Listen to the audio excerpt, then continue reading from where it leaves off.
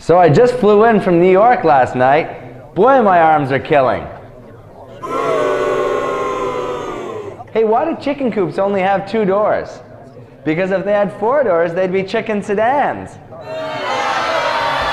right, listen. Not every joke goes over as well as you would hope. Sometimes they bomb. It's par for the course. It's okay.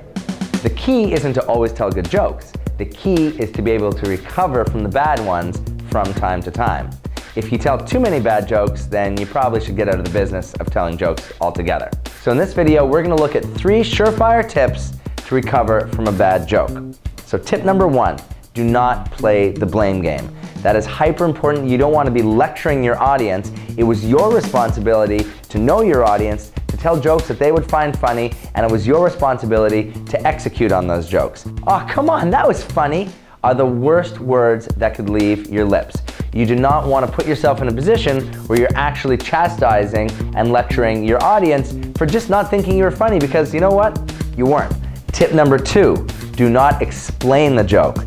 Trust me, your audience is funny, they're smart, and they're sophisticated, and they got it. They just didn't think it was funny. And you know what? It probably wasn't. There's no way that you can magically explain the joke, re-explain the joke, and somehow have it retroactively funny. Just cut your losses and move on. No explanations necessary. Tip number 3, and this is the most important tip of all, which is that the joke really isn't even about the joke. Yes, jokes are traditionally setups and punchlines, but when you tell a good joke, just like a good story, it's not about the end. It's about all the meanderings along the way and the reveals, and just the way in general that you tell a story that makes it funny. Think about that famous scene in Goodfellas when Ray Liotta tells the story to the group of guys, obviously including Joe Pesci. It's a funny story. He's just a funny guy, and so will you be. So, best case scenario, if you tell a funny enough joke along the way, even if you fudge the punchline, it won't really have that much of an impact. And if you're really lucky, you won't even have to recover from a bad joke.